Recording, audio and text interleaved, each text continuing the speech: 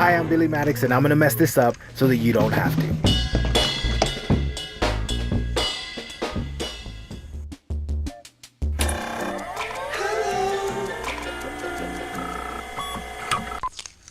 Okay, I get it. I haven't worked on this project in forever. Some of you are very upset with me because you've been waiting and messaging me. Others have completely forgot about this and need a refresher course, so I've conveniently made a playlist of just this project for you to catch up, link down below. And the rest of you are confused because this is the first time you're seeing this.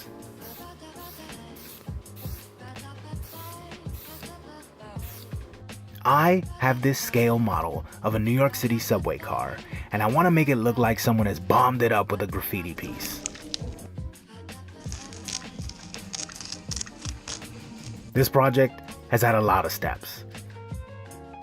I went from binding a small black book so I could have somewhere to loosen my hand, get refreshed with all the drawing, and then pick something I think I could use.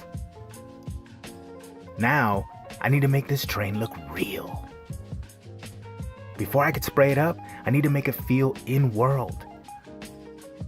There's no way a fresh off the yard train is getting hit up, so it has to look lived in.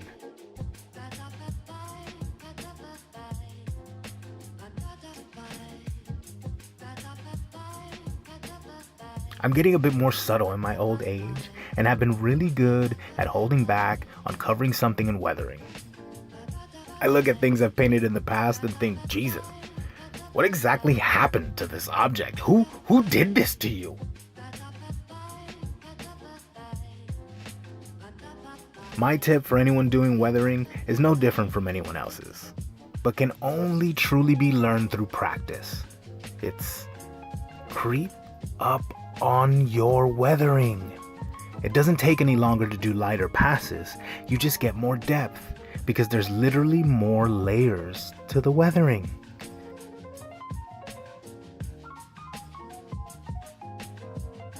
When in doubt, over-thin your paint, because you can try something and immediately wipe it off without a trace, and then do it again a bit more permanent.